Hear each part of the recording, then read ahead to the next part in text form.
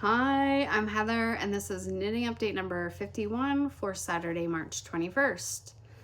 I am still looking so tired. Okay, so I haven't posted a video in a day or two, or I don't know when I last posted, but it's mostly because I haven't been knitting a whole lot because of my shoulder.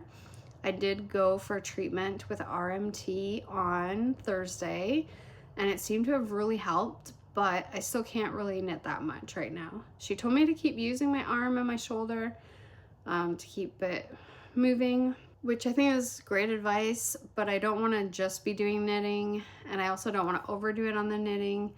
So I've just been doing a little bit of knitting and then some exercises and stretches and stuff like that. But yeah, the treatment I got from her was really helpful. Not only did she help my shoulder, but she helped my SI joint, which was really painful. Like the day before I went to go see her, both these spots were like agonizing. And then I think she actually did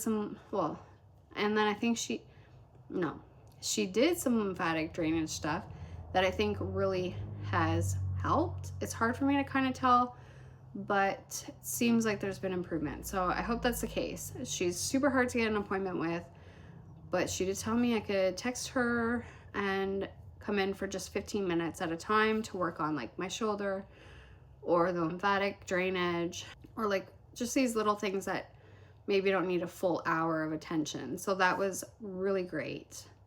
Highly, highly, highly. I don't want to give out her name, but I really appreciate her. And she does work a lot with palliative clients.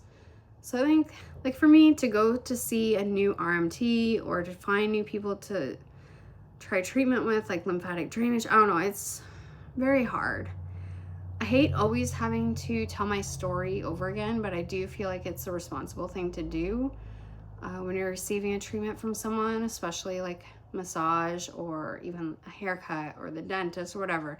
You know, every time I go to see one of these people for a service, I have to go through a lot of information because I've been through a lot.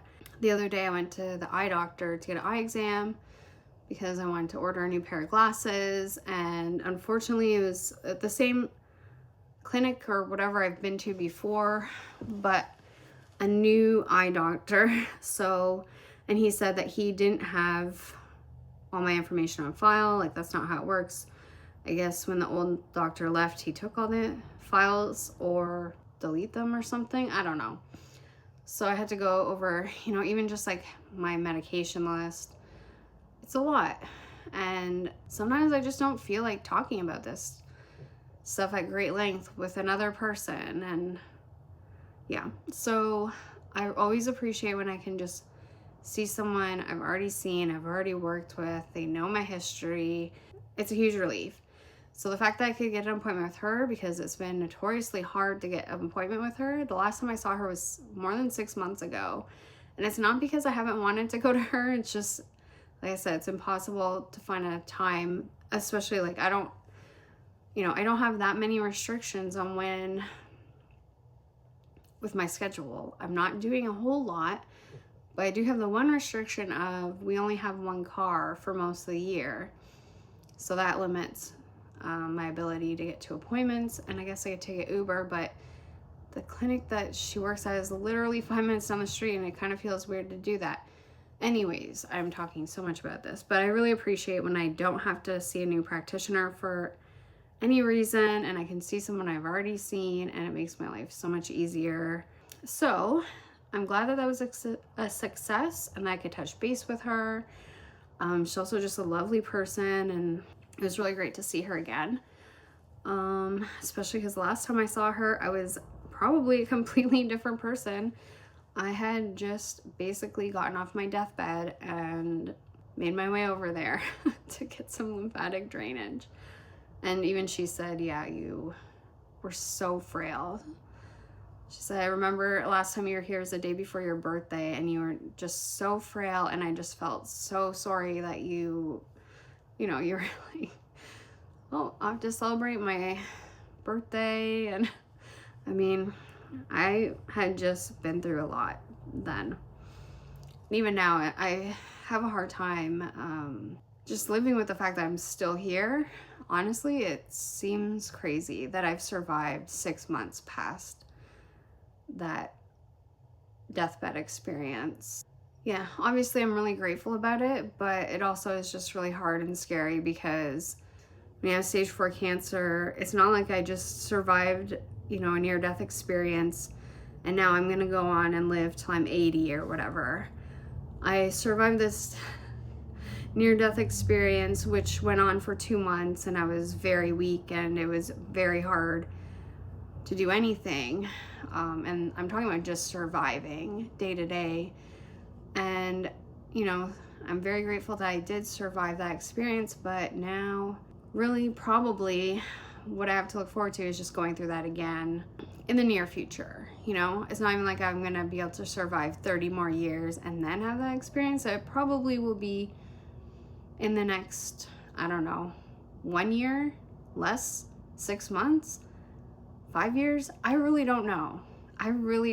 And that's why waiting for these CT results is like, I try not to let myself get stressed about it because there's nothing I can do. And stressing about it, worrying about it, losing sleep over it is not going to change the outcome or the results. If anything, it might just make it worse. Really, the biggest thing that I have to do is focus on being in the moment. And I think I do a pretty good job of that for the most part, but sometimes like this waiting for the results is the most trying on my ability to be in the moment. So anyways, let's get back to knitting. Sorry if I'm bumming you out with my life story, but I haven't been knitting all that much because of the shoulder, but I've been working on it a little bit slowly and taking breaks. And this is how far I am. Let me show you the back. It's a little bit easier to see the pattern. So yeah, I've made some progress. I think I didn't put a progress keeper in, which I probably should have, but I was just too lazy. But I will put one in now so that next time I show you, I can show you how much I've made since today. It's still a very enjoyable knit. I'm still loving the yarn. I'm hoping that it changes a lot with blocking, because I do find that the yarns look the gauge is a little bit loose for my liking, but I do think both of these yarns will bloom a good amount once I block this, and it'll look great. And the mint color yarns, I don't think will change that much with blocking, but I already think that they look okay. It's definitely a bit, like they fill in the space a bit better than just the single strands of Sport Weight. So yeah, tomorrow my plan is to go to Hamilton to the Fiber Festival, Fiber something or another, at the Cotton Loft. It's just a Sunday event from 10 to 4. I'm hoping to meet, well, if I do go, it kind of is dependent on how I'm feeling, but today I think I feel well enough that I should go and just stick with my Tylenol regimen. But yeah, if I go tomorrow, I will be meeting my brother and my niece there just for something fun to do, and I'll hopefully do a little vlog of that. I think I need to work on my vlogs a bit more, especially because when I go to Nashville and Dollywood, I want to do like a daily vlog of my trip, just for fun. So I need to work on that a little bit because I don't think I have the best grasp on how to do a good vlog. So I'll work on it tomorrow. That's my plan for tomorrow. It's also nice that I can get some knitting content in, because I don't think I should be working that much on this between now and tomorrow.